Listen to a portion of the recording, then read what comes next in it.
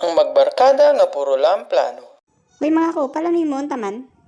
Manumdum ta kung paano dali makakwarta. Sakto ginaplano mo, besta. Oh, di ako da. Anong first move? Basta minabalan ako ito nga sa scammer man ito nga pamilya.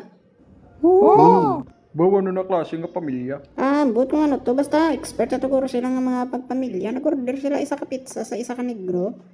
O tiging baton man ka delivery.